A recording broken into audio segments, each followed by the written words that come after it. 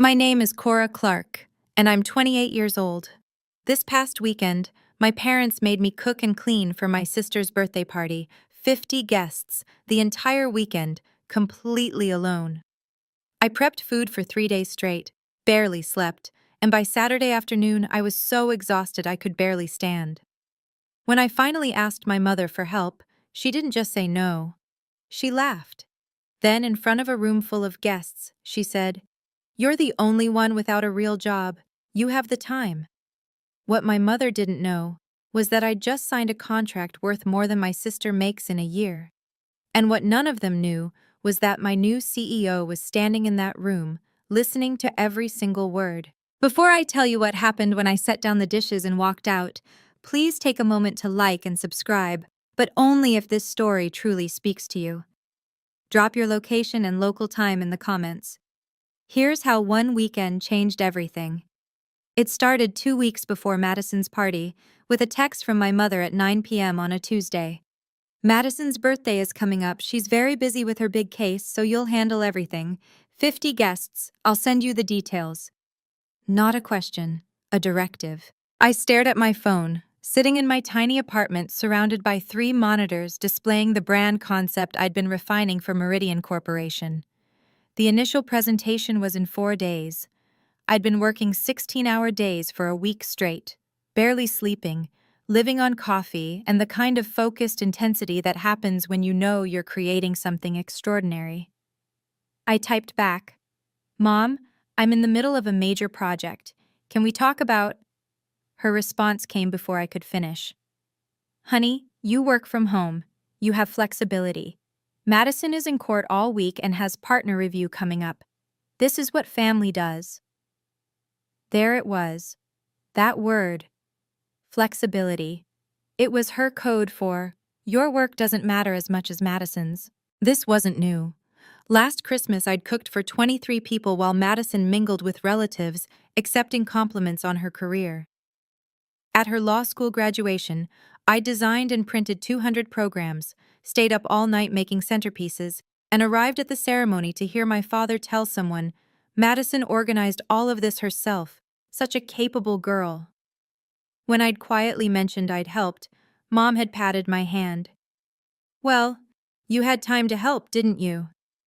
I looked at the Meridian email sitting in my inbox. Subject line, "Final review meeting, Thursday 2 p.m. Prepare for executive board." I had 4 days to perfect a presentation that could change my entire career. But I texted back, "Okay, send me the details," because that's what I always did. The grocery list arrived at midnight. 3 pages. Appetizers for 50, a full dinner menu, and a dessert spread that required ingredients from 4 different stores. At the bottom, "Madison wants everything elegant but approachable." You know what I mean. Thanks, sweetie. Wednesday, I drove to 3 grocery stores before my workday even started. The Meridian presentation was tomorrow, and I still hadn't finalized the color palette for their brand guidelines. Thursday morning, I was on a Zoom call with Meridian's executive team, presenting my concept while downstairs, ingredients for 50 people sat in my parents' refrigerator, waiting. The CEO, Christopher Hayes, appeared on screen for the first time. Mid-50s, sharp suit, the kind of presence that makes everyone sit up straighter. "Ms. Clark," he said, studying my presentation with genuine interest, "this brand narrative is exceptional. You've captured exactly what we've been trying to articulate for 3 years." "Thank you, Mr. Hayes. I'm going to be in your city this weekend. Family obligation. We should meet in person to discuss the contract details." My heart jumped. "I'd love that, but I have a family commitment Saturday." "Sunday then?" "Saturday is— it's all day. My sister's birthday party." "Ah," he smiled. "Family comes first. I respect that. Actually, I'll be seeing an old college friend Saturday, Robert Clark. Any relation?" The room seemed to tilt. "That's my father." Small world. Well, perhaps I'll see you there. The call ended. I sat staring at my screen, trying to process what had just happened when my phone buzzed. Madison. "Did you get organic eggs? The regular ones make the soufflé taste cheap. I hadn't even known she wanted soufflé. Nobody had asked if I could make soufflé. Saturday morning, 7 a.m. I'd been in my parents' kitchen since 6, prepping vegetables, marinating meat, setting up the coffee service. Madison came downstairs at 10 in silk pajamas, her hair in rollers. "Morning?" she said, pouring herself coffee from the pot I'd made. She frowned at the menu list on the counter. "Actually, I forgot to tell you, 3 of my guests are keto. Can you do something without carbs?" I looked at the lasagna I'd assembled at midnight. "Madison, I bought all the ingredients based on your menu." "I know, but Mrs. Patterson is really important. She's deciding on partner promotions next month." She said it like I was being difficult. "You're creative. Just improvise something." "I need to go buy different groceries then." "Great. Can you also grab champagne?" "The good stuff, not that Prosecco Mom drinks." She left before I could respond. Mom appeared in the doorway. "You're not dressed yet? Guests start arriving at 2. "I'm cooking, Mom. I'll change before they get here." "Well, don't take too long. You know how you get distracted." She grabbed her purse. "I'm going to help Madison get ready. Oh, and the bathrooms need cleaning. The cleaning lady canceled." She was gone before I could point out that I'd been working since 6 a.m. At noon, I was running to the grocery store for keto ingredients, still wearing the clothes I'd slept in. At 1:30, I was back in the kitchen, assembling a last-minute caprese salad while the main course simmered. At 1:45, I heard laughter from upstairs. Madison and Mom, doing her makeup, music playing. At 2 p.m., the doorbell rang. I was elbow-deep in raw chicken, my hair in a messy bun, wearing an apron splattered with tomato sauce. 50 guests were about to arrive, and I hadn't even showered. By 3 p.m., the house was full of people I didn't know, wearing clothes I couldn't afford, discussing careers I wasn't part of. I moved through them like a ghost, refilling drinks, collecting plates, retreating to the kitchen every few minutes to check timers and stir pots. In the bathroom, the only place I could lock a door, I finally looked at my phone. 7 missed calls from a number I didn't recognize. A voicemail from Sarah Chen, Christopher Hayes' assistant. "Ms. Clark, Mr. Hayes would like to confirm Sunday's meeting to finalize your contract. Please call back at your earliest convenience. He's very eager to move forward." Contract. The word hung in my head as I washed my hands and returned to a kitchen full of dirty dishes. This wasn't new, I realized. This exact feeling. Invisible. Interchangeable. Useful only for what I could provide. At my college graduation, I'd been the one taking photos of Madison with our parents, even though we'd walked the same day. Madison's degree was in pre-law. Mine was in design. Different levels of achievement, Dad had said, not unkindly, just stating what he believed was fact. When I'd gotten my first freelance client, a local business paying me $3,000 for a logo, I'd excitedly told them at dinner. Madison had gotten a summer internship at a law firm the same week. Unpaid. "That's great, honey," Mom had said to me.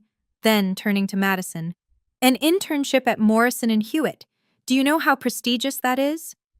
My $3,000, which had taken me 2 weeks of intensive work, disappeared into the space between courses. If I stayed quiet now, if I kept being helpful and flexible and available, I would be here forever. The daughter who had time, who could always help, whose work could always wait, because nobody actually believed it was work. I was arranging appetizers when a kind-faced woman in her 60s approached the kitchen. "Dear, these look beautiful. Did Madison hire a caterer?" "No, I made everything." "You did?" Her eyebrows rose. "All of this? Are you a professional chef?" "I'm actually a graphic designer. I'm Madison's sister." "Oh, I'm Sarah Bennett, her colleague's mother." She smiled warmly. "A designer. How wonderful. What kind of design?" Finally, someone asking. "Brand identity, mostly. Corporate rebranding, visual strategy." "Cora, honey," Mom appeared, all bright smiles. "Sarah, I see you've met my daughter. Cora does little freelance projects from home. Very creative." Little freelance projects. Sarah's expression shifted. polite interest cooling to polite dismissal. How nice! Working from home must be so convenient. Mom steered her away, already changing the subject. Let me introduce you to Madison. She's about to make partner at one of the best firms in the state. I stood there holding a tray of bruschetta, invisible again. Then a man's voice behind me. Those look excellent. I turned. Late 50s, expensive suit, holding a gin and tonic. Something about him was familiar, but I couldn't place it. Thank you. You made all of this yourself? Yes. Impressive. He extended his hand.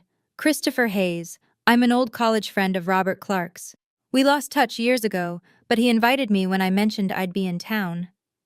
My stomach dropped. Christopher Hayes, the CEO of Meridian Corporation, the man who was about to offer me a $240,000 contract, standing in my parents' kitchen, watching me serve appetizers in a sauce-stained apron. You work in design, if I remember correctly. His eyes were kind but searching. I do. What kind? Before I could answer, Mom's voice rang out from the living room. Cora, we need more wine. Excuse me, I said to Hayes, and escaped to the kitchen. My hands were shaking as I opened another bottle of wine. Through the doorway, I could see him drift back to the living room, where Dad greeted him with genuine pleasure. Chris! God, it's been what, 30 years? Closer to 35, Bob. You look well. They fell into easy conversation, old friends reconnecting. Hayes fit seamlessly into the party, successful, polished, exactly the kind of person my parents respected, and he'd just seen me being summoned like a servant. I poured wine into glasses, my mind spinning. The contract meeting was supposed to be tomorrow. Professional, clean. Me in a blazer and heels, presenting my portfolio, discussing terms as equals. Instead, he was watching me work a party, hearing my mother call my career little freelance projects, seeing me covered in food stains while my sister held court in the living room. Would he still want to hire me after this? Through the doorway, I watched Madison laugh with a group of her colleagues, radiant in a designer dress that probably cost more than my monthly rent. Dad's hand rested proudly on her shoulder. My daughter just closed the Henderson merger, he was saying. Youngest attorney to ever lead a case that size at her firm. Polite sounds of admiration rippled through the group. Nobody mentioned that his other daughter had spent 60 hours this week creating a brand identity that a Fortune 500 CEO had called exceptional. I looked at the dirty dishes stacked by the sink, the half-prepped salad, the timer indicating the prime rib needed to come out in 20 minutes, the guests who would expect dessert afterward. I thought, I could keep doing this for the rest of my life, waiting for them to see me. Or I could see myself. I know many of you have been in situations like this, where you work incredibly hard, but the people closest to you can't see it. Where your family treats your achievements as less important than someone else's. If this story is hitting home for you, please hit the like button so I know I'm not alone in this experience. And if you want to see what happens when I finally reach my breaking point, subscribe to the channel. Now, let me tell you about the moment everything started to unravel. The kitchen door swung open so hard it hit the wall. Cora! Madison's voice was sharp, panicked. Where's the main course? I checked the timer. 15 more minutes. It needs to rest before... Mrs. Patterson is asking about dinner. She has theater tickets at 8. It'll be ready at 6:30. That's what we planned. Can't you just take it out now? I turned from the stove. Madison, it's not done. If I pull it now, it'll be raw in the middle.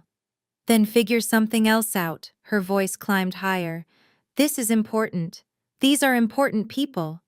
I understand, but meat takes the time it takes. God, Cora. She pressed her fingers to her temples. Why do you always make things so difficult? I'm not making anything difficult. I'm following basic cooking. Just... She stopped, took a breath. Can you bring out the salad course early? Buy us time? The salad was supposed to come after... I don't care what it was supposed to do. Her perfectly applied makeup couldn't hide the stress in her eyes. I need you to solve this, please. There was something desperate in her voice, something beyond just a dinner schedule. Is everything okay? I asked quietly. Everything's fine. Everything's perfect. It just needs to stay perfect. She smoothed her dress. Mrs. Patterson is watching me tonight, evaluating. If this party isn't flawless. She didn't finish. Didn't need to. I got it then. The pressure she was under. Partner review. The constant performance. But understanding didn't make it fair. I'll bring out the salad, I said. Thank you. She was already heading back to her guests. And Cora? Maybe smile when you serve. You look a little intense. The door swung shut behind her. I stood there, holding a salad bowl, wondering when serving food in my own family's house had required me to also perform happiness. I found Mom in the hallway directing someone toward the bathroom. Mom, I kept my voice low. I need help. I can't cook and serve and clean up simultaneously. She turned, smile still in place from her conversation. Honey, you're doing fine. I've been working since 6 a.m. I'm exhausted. Well, Madison worked an 80-hour week preparing for her partnership review. She said it gently, like she was explaining something to a child. We all make sacrifices for family. But this is her party. Why am I the only one sacrificing? Her smile tightened. Because you have the time and flexibility. Madison is building a career. So am I. The words came out harder than I intended. A couple passing in the hallway glanced over. Mom's voice dropped to a whisper. Cora, don't do this now. We have guests. I just need someone to help serve so I can finish cooking. I'm hosting. Your father is catching up with Chris Hayes. Madison is with her colleagues. You're the only one who's available. Available? The word tasted bitter. I've been working all week too, Mom. On what? Designing logos? She patted my arm. Sweetie, that's not the same as preparing for a partnership decision. Madison's entire future is riding on. What about my future? A beat of silence. Then Dad appeared, uncomfortable. Everything okay here?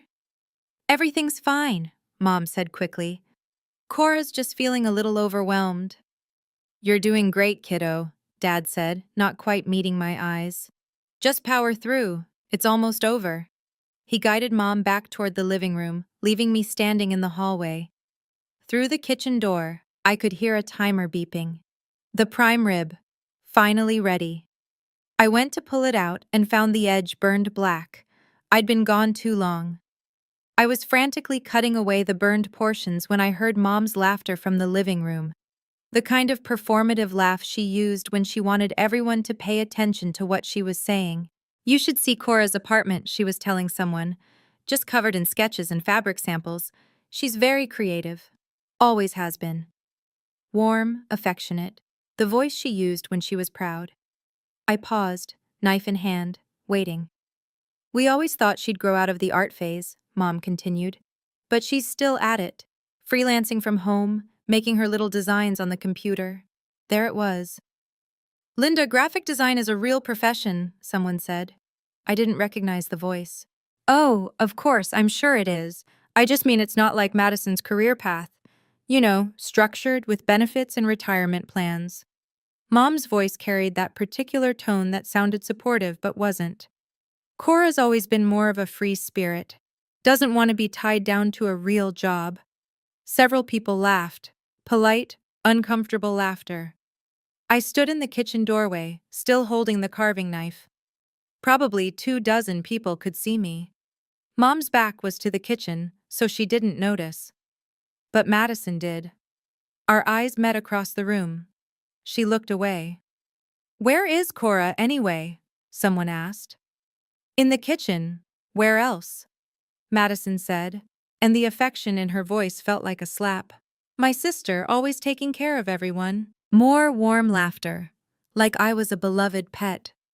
I saw Christopher Hayes then, standing near the window with my father. His expression was unreadable, but he was watching me. Watching me stand there, in my stained apron, holding a knife, listening to my family casually dismiss everything I'd worked for. I stepped back into the kitchen before anyone could see my face. My phone sat on the counter, screen glowing with a new email. From Sarah Smith, Executive Assistant to CEO. Subject, contract ready for signature. MS Clark. Mr. Hayes has approved final contract terms, $240,000 for comprehensive brand development, with option for ongoing retainer. Please confirm Monday 9 a.m. meeting to finalize. $240,000. I stared at the number. More than Madison made in her first year as an associate, more than my parents had ever believed I could earn. Sitting in my inbox while I carved meat in their kitchen, listening to them explain why my career wasn't real. The door burst open again. Madison, cheeks flushed. The meat, now! Mrs. Patterson is leaving in 40 minutes. It needs 5 more minutes to rest, or it'll— I don't care about meat science, Cora, her voice cracked. I need you to bring it out now. Madison, you always do this. Always overthink everything. Always move too slow. I've been working for 12 hours straight. Oh, please, she laughed, sharp and mean. You work from your couch in pajamas. I'm in courtrooms defending actual clients with actual stakes. Something in me went very still. Do you know what I'm working on right now? I don't have time for a contract, a big one. How big? She said it dismissively, already turning to leave. A few thousand? $240,000. She froze, turned back slowly. What? $240,000. Meridian Corporation, full brand development. Her face went white. Meridian?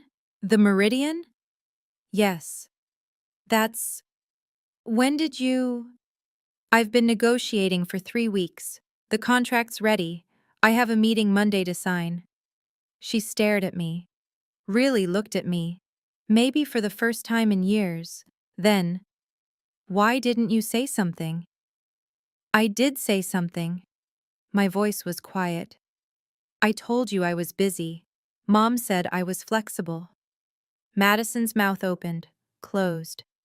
I didn't know it was that big. You didn't ask how big it was, you just assumed. But, Meridian. She was processing, recalculating. That's the firm that does all the major corporate rebrandings in the region. They did the Thompson Industries makeover last year. I know, I'm doing their next one. Jesus, Cora. She sat down on the kitchen stool, stunned. That's bigger than most of my cases. Is it? I heard the edge in my own voice. Because 5 minutes ago, you said I work from my couch in pajamas. She flinched. I didn't mean— Yes, you did.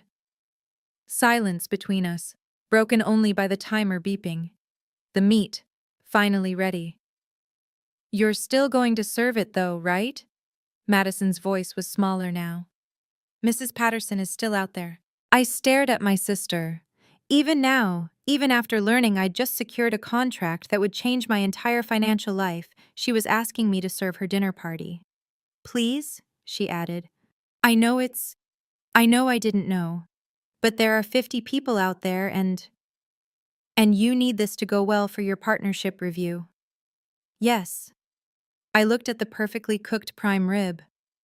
At my sister, still beautiful in her designer dress, still desperate for approval from the same people who were casually dismissing me in the next room. Part of me wanted to help her. The same part that always helped, that always accommodated, that always made myself smaller so others could shine. But that part was getting very tired. I'll bring it out, I said finally.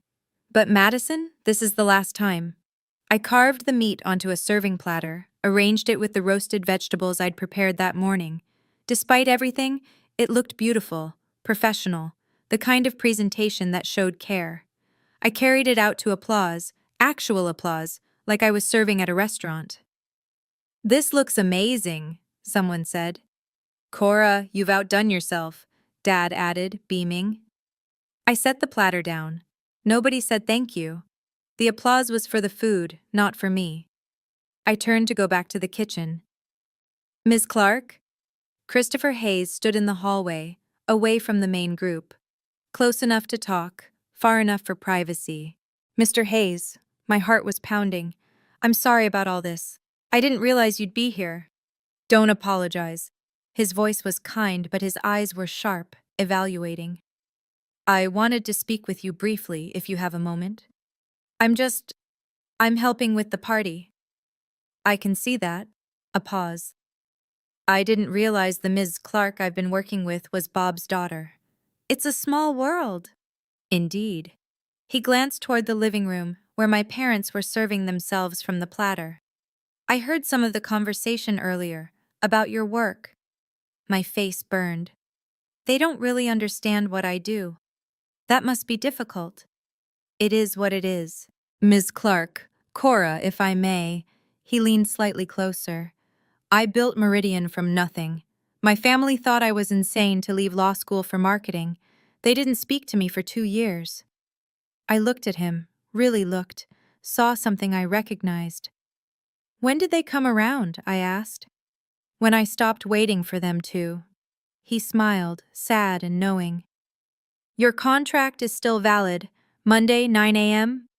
Yes, absolutely. Good, because your portfolio speaks for itself. A pause. You shouldn't have to prove yourself in your own home. Thank you, I said quietly. That means a lot, especially right now. Hayes nodded toward my parents. Bob was always brilliant with numbers, but terrible at seeing outside his own framework. If it wasn't accounting or law, it didn't quite register as real work to him.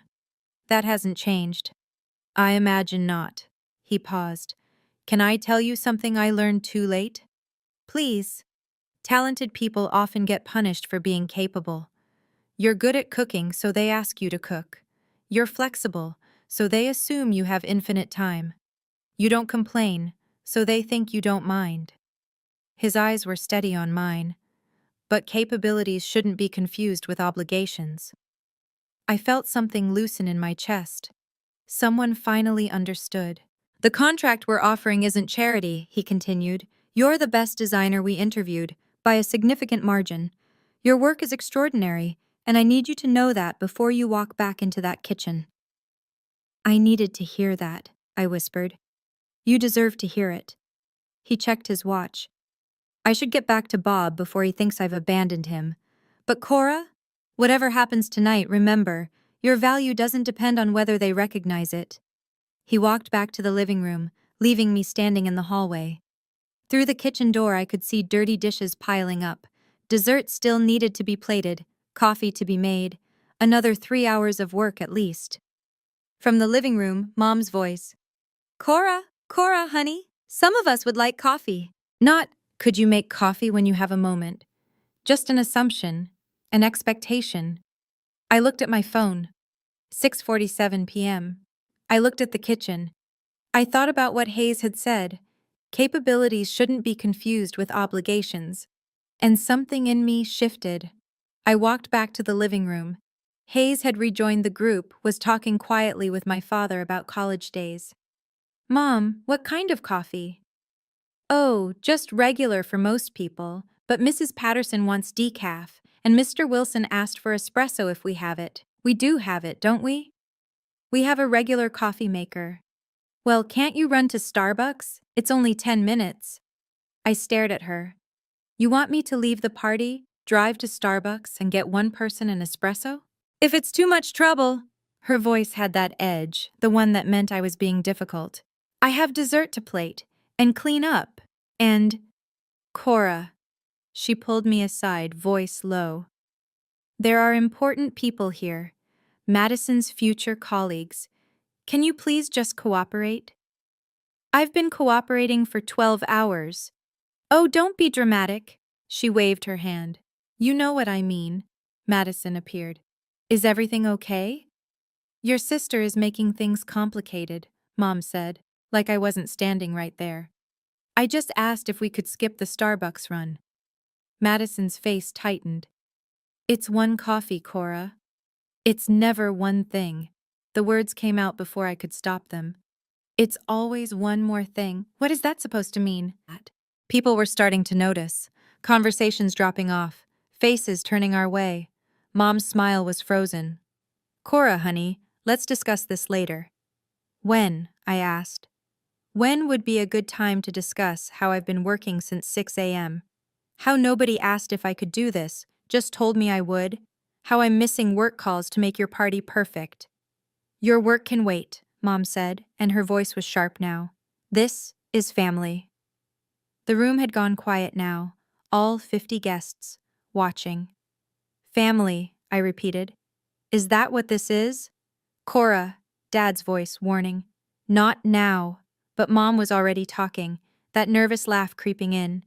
You have to excuse Cora. She gets overwhelmed easily when… I'm not overwhelmed. My voice was steady, calmer than I felt. I'm exhausted. There's a difference. We're all tired, sweetie. Mom looked at the watching faces, performing understanding. But you're the only one who's free enough to… Say it.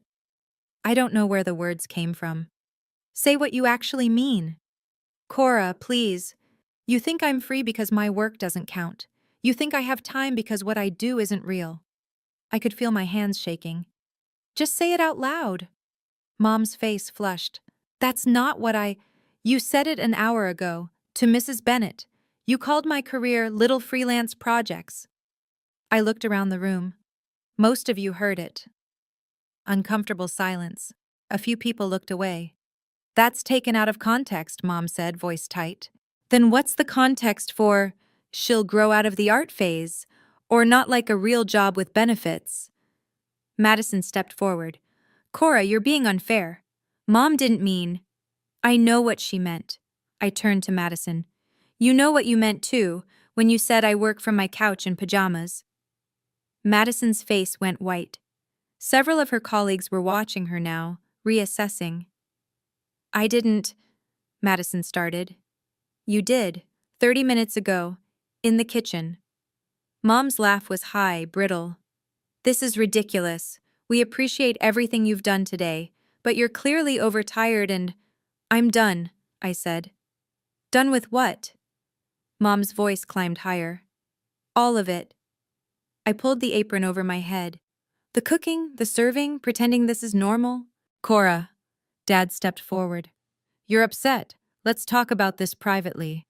I've tried talking privately. You told me to power through. Because that's what adults do. Mom's composure was cracking. We don't throw tantrums when things get hard. This isn't a tantrum. This is me stating a boundary. A boundary? Madison's voice was sharp. You're abandoning your own family in the middle of a party? I'm not abandoning anyone. I'm declining to continue working for free while being disrespected. The room was frozen. 50 people, witnesses to a family implosion. Aunt Susan, who'd been quiet in the corner, spoke up. Linda, maybe we should… Stay out of this, Susan. Mom's face was red now. Cora, you're embarrassing yourself. Am I, or am I embarrassing you? This is my birthday, Madison said, and her voice broke. You're ruining my birthday. I'm not ruining anything. I made all the food. It's in the kitchen. Anyone can serve it. But you're supposed to… Madison stopped. Supposed to what? Be your caterer? Your maid? That's not what we… Mom started. Then what am I? I looked at each of them. If I'm family, why am I the only one working? If my career matters, why do you laugh about it? If you respect me, why am I in the kitchen while everyone else is out here? No one answered. That's what I thought. I folded the apron, set it on the coffee table. Dessert is in the fridge. Coffee's in the pot. You can handle it from here. I walked toward the door. Cora! Mom's voice was desperate now. If you walk out, don't expect to come back. I stopped, turned. Okay. The silence that followed was absolute. Okay, Mom repeated, like she couldn't comprehend the word. You said don't come back. I'm saying okay. You can't be serious. I'm very serious. I looked at the room full of people. I apologize for the disruption. The food is ready. Please enjoy the rest of your evening. Professional. Calm. Exactly how I'd speak to a client. I headed for the door. Cora! Madison's voice cracked. Please, all these people. We'll be fine. You're all adults. You can serve yourselves. But what about… She gestured helplessly at the kitchen. That's no longer my problem. I reached for the door handle. Ice. Dad finally spoke, quiet. Cora, let's be reasonable here. I turned to face him. I've been reasonable for 28 years, Dad. I've been flexible and helpful and available, and it's gotten me to this moment, standing in my own family's house, being told my work isn't real by people who don't even know what I do. My voice stayed steady. So no, I'm done being reasonable. Where will you go? Mom asked. My apartment, the one you said was covered in sketches and fabric samples, like that was something to be embarrassed about. I opened the door. Hayes appeared in my peripheral vision. He didn't say anything, just gave me the smallest nod. Enjoy your party, I said to the room. Happy birthday, Madison. I stepped outside. The cool evening air hit my face. Behind me, I heard Mom. She'll be back. She always comes back. I pulled out my phone, pulled up my email, and sent a reply to Sarah Smith. Monday, 9 a.m. confirmed. Looking forward to signing the contract. Then I got in my car and drove away. For the first time in my life, I didn't look back. Have you ever had to choose between your own self-respect and keeping the peace with your family? That moment when I walked out was the scariest and most freeing thing I'd ever done. I had no idea what would happen next. If you're going through something similar, or if you've ever had to set a hard boundary with people you love, comment boundaries below so we can support each other. And if you want to know what happened after I left, especially about that envelope delivered at 11 p.m., keep watching. What comes next changed everything. I sat in my car for 15 minutes, hands gripping the steering wheel, engine off. Part of me expected someone to come after me. Madison, Dad, someone. No one did. My phone started buzzing around 7:30. First Madison.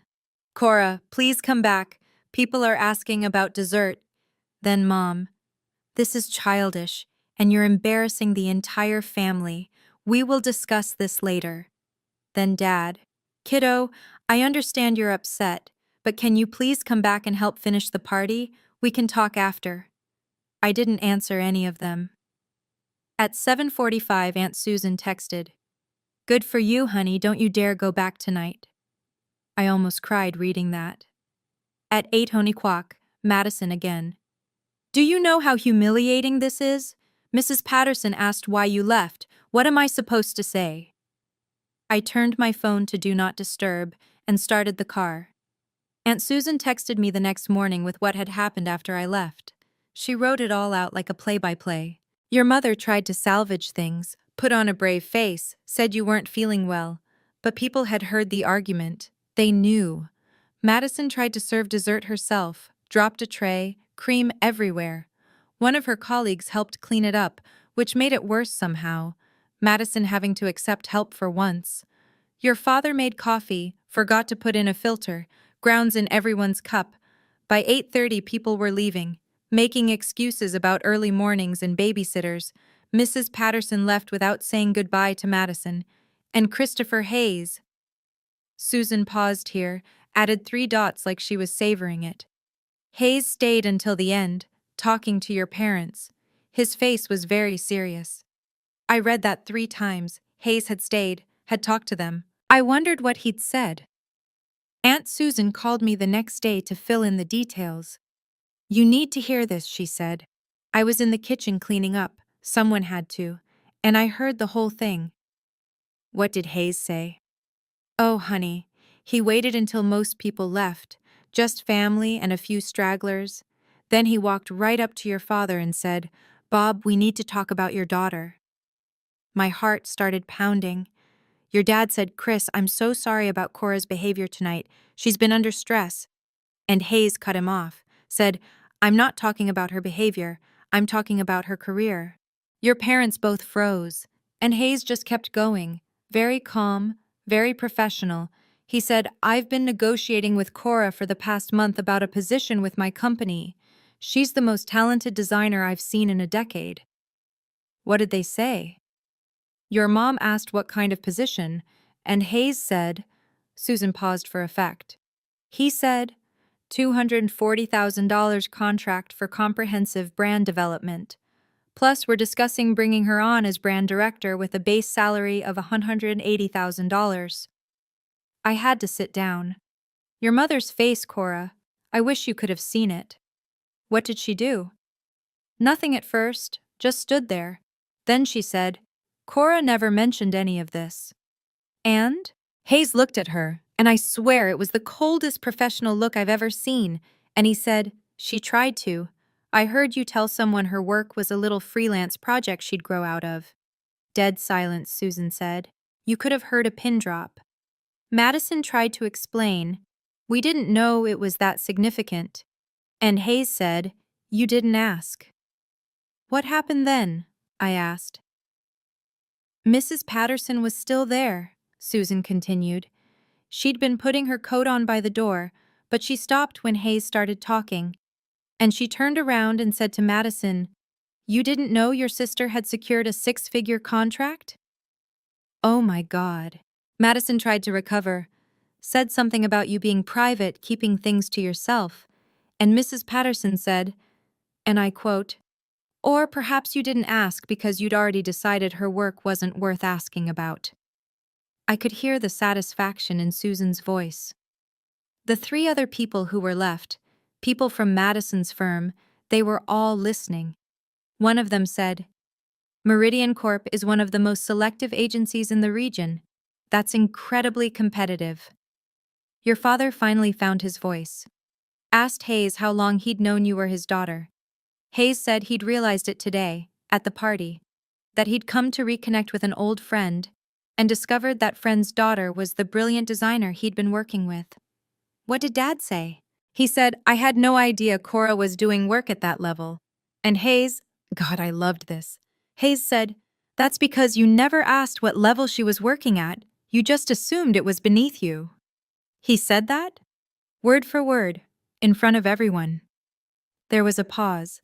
Then Susan added quietly, Mrs. Patterson pulled Madison aside before she left. I couldn't hear everything, but I caught the words judgment and leadership concerns. Madison's face was white. What does that mean? It means, Susan said, that Madison's partnership review just got a lot more complicated. By Sunday afternoon, it was on Facebook. Not from anyone in my family. They would never. But one of the guests, someone I didn't even know, had posted, attended the most uncomfortable party last night, watched a family treat their talented, hard-working daughter like hired help, then act shocked when she finally stood up for herself. Here's a reminder. Just because you don't understand someone's career doesn't mean it isn't valuable, especially when they're literally serving you dinner while managing a 6-figure contract. Do better, people. No names, no photos, but enough detail that anyone who'd been there would know. The post had been shared 247 times by the time I saw it. The comments were brutal. This is why talented people go no contact with their families. I guarantee the parents are the type to brag about her success now. The sister sounds insufferable. Hope the partnership was worth it. Madison called me for the 20th time. I finally answered. Did you see it? Her voice was ragged. I saw it. People from my firm liked it, Cora. My colleagues. They know it's about us. I didn't write it. But you know what people are saying? They're calling me entitled, saying I exploit family labor. She was crying now. Mrs. Patterson emailed me, said we need to meet Monday about leadership concerns. Part of me felt guilty. The part that had been trained to prioritize Madison's feelings over my own needs, but a larger part of me felt nothing at all. I'm sorry that's happening, I said carefully. Are you? Because you walked out knowing this would happen. I walked out because I couldn't stay. What happened after isn't something I controlled. But you could fix it. You could post something, explain. Explain what, Madison? That you didn't mean to treat me like staff? That it was an accident you called my work a joke? Silence. That's what I thought, I said, and hung up. Sunday night, 11:03 p.m., my phone rang. It was Aunt Susan, breathless. You need to hear this. What happened? Someone just knocked on your parents' door, a woman in a business suit, professional, polished. She asked for Linda Clark. Who was it? She said her name was Sarah Smith. She's Christopher Hayes' executive assistant. My heart stopped. She handed your mother an envelope, a formal one, thick paper. Then she said, Mr. Hayes wanted to ensure this was delivered personally tonight. It concerns Ms. Cora Clark. What's in it? I don't know yet. Your mother's still standing in the doorway holding it. She looks terrified. Is it about the contract? Sarah didn't say, just delivered it and started to leave. But then Madison ran to the door and asked what it was about, and Sarah turned back. I was gripping my phone so hard my knuckles were white. Sarah pulled out her tablet and read from it. Very formal, very professional. She said, Mr. Hayes wishes to inform the Clark family that Ms. Cora Clark will begin her position as brand director of Meridian Corporation this Monday. Starting salary is $180,000 annually, plus performance bonuses. Mr. Hayes wanted to ensure the family understands the significance of her role. Oh my God! Your mother actually swayed, like she might faint. Your father had to steady her. What did Sarah say then? She said, Mr. Hayes also wanted me to convey that he was impressed by how Ms. Clark handled herself under pressure. He believes that someone who can set clear boundaries in her personal life will excel at protecting the company's brand integrity. Then she handed over the envelope and left. What was in the envelope? Hold on, they're opening it now. It's the contract, Susan breathed. A copy of the full contract, with a note.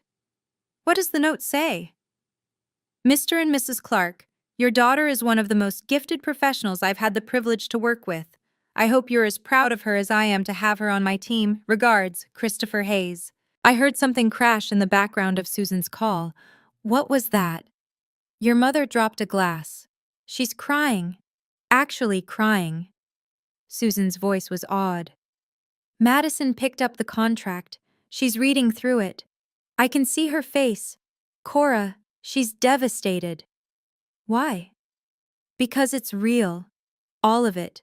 The salary, the position, the scope of work. It's not some small freelance gig. It's a major corporate role. Susan paused. Your father just said, she's making more than Madison. What did Madison say? Nothing. She's just staring at the contract. And Mom? She's looking at the note from Hayes, reading it over and over. She keeps saying, we didn't know. We didn't know. They didn't ask, I said quietly. Exactly what Hayes wrote in his note. There's a PS at the bottom. In my experience, the most talented people are often the most underestimated by those closest to them. Perhaps because excellence in unconventional forms makes us question our own assumptions. Susan laughed, sharp and delighted. He's calling them out, professionally, politely, but definitely calling them out. What are they doing now? Your mother's trying to call you. Your phone's ringing? I looked at my screen, Mom's name lighting up. I let it go to voicemail. I need time, I told Susan, before I talk to them. Good, she said firmly. Make them wait. Like they made you wait for 28 years. By Monday morning, I had 53 missed calls. 20 from Mom, 15 from Dad, 18 from Madison. The voicemails ranged from apologetic to defensive to desperate. Mom. Cora, honey, please call me. We need to talk about this. I had no idea about your job, about any of it. Please. Dad. Kiddo, I'm proud of you. I should have said that years ago. Can we talk? Madison. Cora, Mrs. Patterson postponed my partnership review. She wants to see how I handle family dynamics first. Please, I'm sorry. I'm so sorry. I listened to all of them while getting ready for my 9 a.m. meeting with Hayes. Then I sat down and wrote an email. To all three of them. Subject: boundaries. I'm not angry with you. I'm hurt, but I'm not angry. I need you to understand the difference. I don't need you to understand my career, but I need you to respect it. I don't need you to be impressed by my success, but I need you to stop dismissing it. For the next 3 months, I won't be attending family gatherings. I need space to build my boundaries and focus on my new role. This isn't punishment, it's self-preservation. When I'm ready to reconnect, we'll do it on neutral ground. Not at your house where I've spent my life being useful. Somewhere where we can talk as equals. I love you, but I love myself more now. And that's not selfish. It's survival. Cora. I sent it before I could second guess myself. Mom's response came in 2 minutes. Cora, please don't shut us out. We're your family. I wrote back. Family is supposed to build you up, not tear you down. I'll be in touch when I'm ready. Then I put my phone on silent, put on my best blazer, and drove to Meridian Corporation to sign my contract. Susan told me later what happened to Madison that Monday. Mrs. Patterson called her in at 8 a.m., before Madison could even set down her briefcase. Sit down, Madison. Madison sat. We need to discuss Saturday night. I can explain. I don't need explanations. I need to understand your judgment. Mrs. Patterson folded her hands on her desk. You treated a 6-figure professional like household staff, in front of colleagues, in front of clients. I didn't know about her contract. That's precisely the problem. You didn't know because you didn't ask. You made assumptions about the value of her work based on… what? That it wasn't law? Madison's face went red. It was a family situation. And family situations reveal character. Leadership isn't just about winning cases, Madison. It's about seeing people clearly, valuing different kinds of expertise, understanding that there are multiple paths to success. A long silence. Your partnership review is being postponed 6 months. Madison's face went white. 6 months? You need to demonstrate growth in areas beyond legal skill. Empathy, collaborative thinking, the ability to work with diverse teams that include people who don't fit your narrow definition of success. But the Henderson merger was excellent legal work. No one's questioning your competence as an attorney. Mrs. Patterson's voice softened slightly. But partners represent our firm's values. Right now, you're showing us that you only value what looks like your own path. That's a problem. Madison left the office 10 minutes later. She called me immediately. I didn't answer. She texted, I lost 6 months, 6 months of my career, because of Saturday. I texted back, I lost years of respect from my own family. We're not the same. She didn't respond. The social fallout came quickly. Mom's book club met on Wednesday. She'd been a member for 12 years. Susan heard about it from Margaret, one of the members who'd been at the party. The group leader pulled Mom aside before the meeting started. Linda, we think you should take some time away from book club. Just for a month or 2. Why? Mom's voice was small. Several members were uncomfortable with what happened Saturday. The way you spoke about Cora. The assumptions you made. That was private. It was in front of 20 people. And the Facebook post made it public. The leader wasn't unkind, just firm. We think some space would be good. For everyone.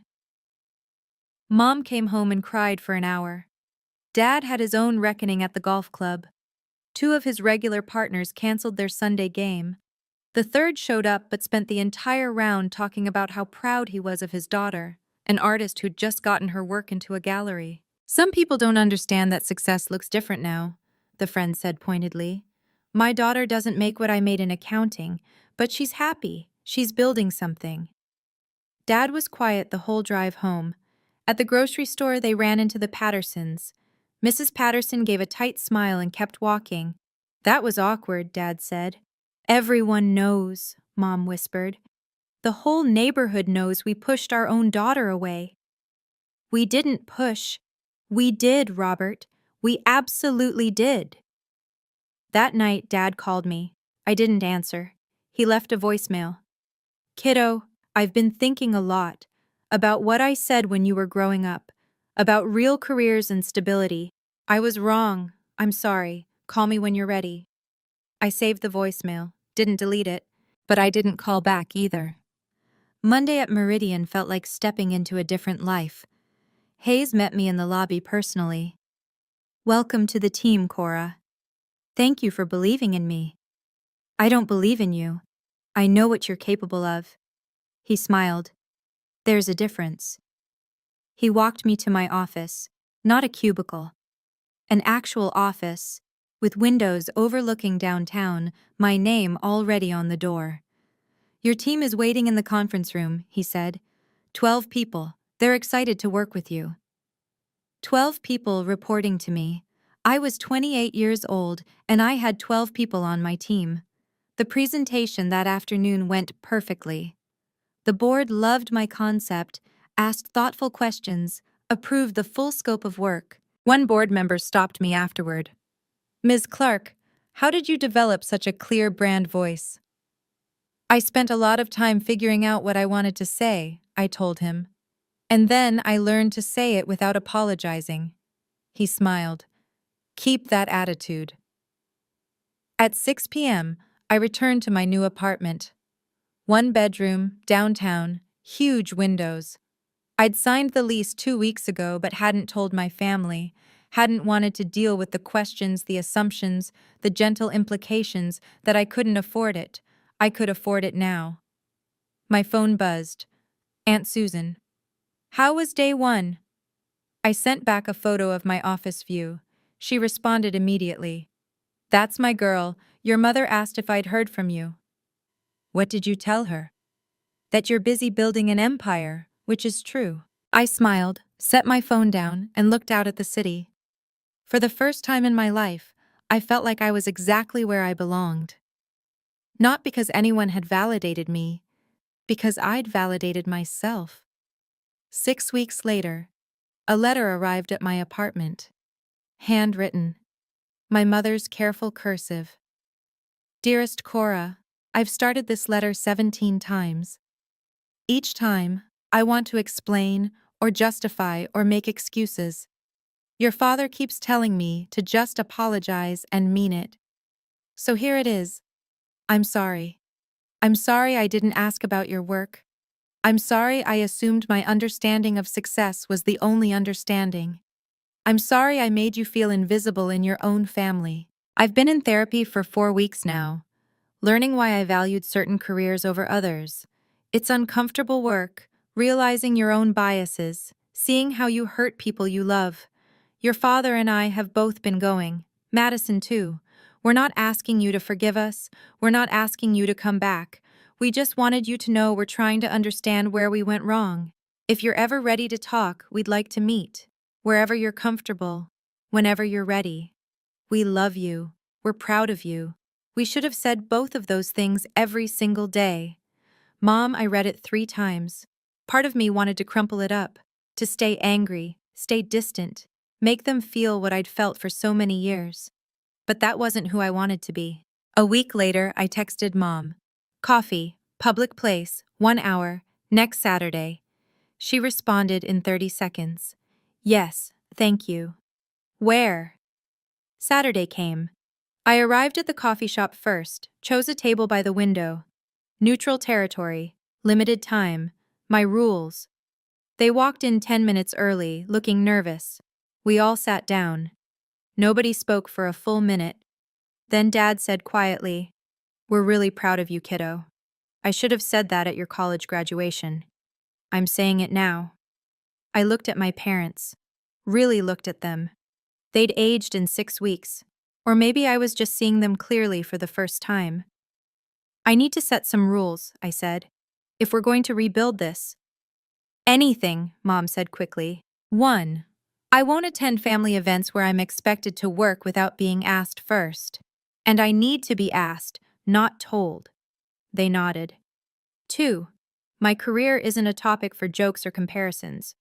What I do is as valid as what Madison does. "Of course," Dad said. 3. If anyone crosses these boundaries, I leave. No drama, no explanation. I just go. "We understand," Mom whispered. And 4. This rebuilding takes time. I'm not moving back into the family dynamic we had before. That version is gone. Silence. Then Dad reached across the table. stopped just short of my hand. "Can I?" he asked. I nodded. He took my hand. "We don't want the old dynamic back either. It wasn't fair to you. We're learning that now." We talked for an hour, not about the party, about the years before it, the patterns, the assumptions. "I thought I was being supportive," Mom said, "telling you to be creative, to follow your passion. I didn't realize I was also telling you it didn't count as real work." "Words matter," I said, "especially from family." 3 months later, Madison made partner. Her firm threw a celebration dinner. She called me personally to invite me. "No expectations. You don't have to help with anything. I just want you there." I went. We sat together, and she introduced me to her colleagues. "This is my sister Cora. She's the brand director at Meridian Corporation, probably the most talented designer in the region." She said it with genuine pride. We weren't perfect. We still had work to do. But it was a start. If you've stayed with me this far, thank you. Walking away from my family that night was the hardest thing I've ever done. But it taught me that boundaries aren't about being cruel. They're about being honest. If you're struggling with family expectations, with being underestimated, with wondering if you should speak up, I hope this story gives you permission to value yourself. Comment: I see my worth if you're committing to respecting yourself the way I learned to respect myself. And if you want more stories about setting boundaries and finding your voice, check the description for my next video. I'll see you there.